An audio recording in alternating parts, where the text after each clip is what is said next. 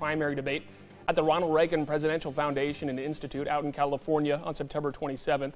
So joining us now is a man trying to reach the stage for the first time, American businessman and pastor from Dallas, Texas, turned presidential candidate Ryan Binkley. Thanks for joining us. Thank you. Great to be with you this morning. Appreciate it. You were just downtown at the Iowa Event Center last night at Faith and Freedom. We'll get to that in just a second, but I mentioned the debate stage. I guess what makes you confident that you're going to be on the debate stage? You weren't on the first one, but the second one, what makes you confident that you'll be there? Wow, so not exactly confident, surely hopeful. Right now, we were really close to being the first one. Most people didn't think we'd even have a chance at that, but really just 5 voters away in New Hampshire, about 5 in one national poll, so we're really close.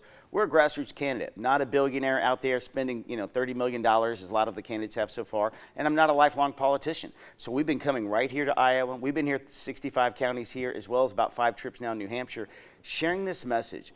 As a CEO, we're in big trouble financially. I can see what happens and where we're going. I'm really sharing a path for us to navigate through. I would say this, the financial storm that's here and that's coming. Something's coming that we're not ready for. I'm talking about that, a really 7-year economic rescue plan. So we're beating the drum on our message, and that we need this, I would call it a spiritual revival. We're at Faith and Freedom last night.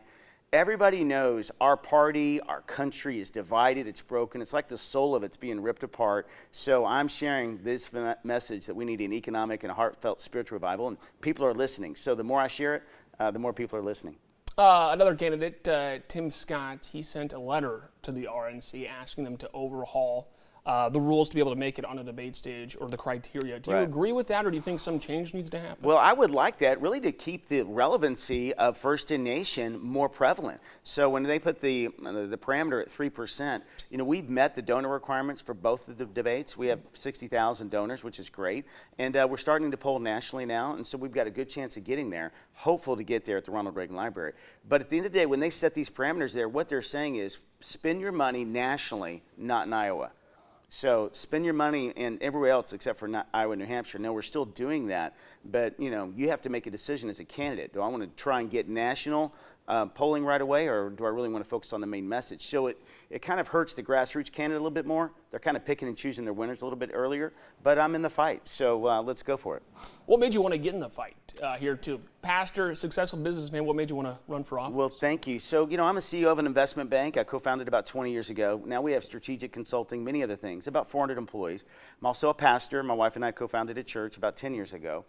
I've seen this for decades play out. Our party, the GOP, the Grand Old Party, it's old. It's old in its message. We're not winning. It's old in its messengers in the way we do policy today. 70% of college students voted for the Democrats in the last election. We lost 46 of the top 50 cities by population. So I'm sharing a brand new vision, a brand new party vision. It's a new vision for the Republican Party to get out of our old ways. It's like we have the same playbook. We need to ditch the playbook. President Trump only won 46% of the vote in the last 2 elections. We have to do better. We can't win. So I'm actually recommending a smarter government right now, 7-year plan to restore the economy. We actually need to balance the budget, revising health care, the only Republican health care plan that we have out there to really desocialize, bring price transparency back. And also this, urban America. We have a plan for college students in urban America, and actually a Republican alternative to socialism to help win the hearts of people in the middle class struggling financially. How can we help them? We've got a plan for that. And we're going to be talking more about campaign issues and topics that you're running on here too when our interview continues. So we'll be right back after the break with Mr. Binkley.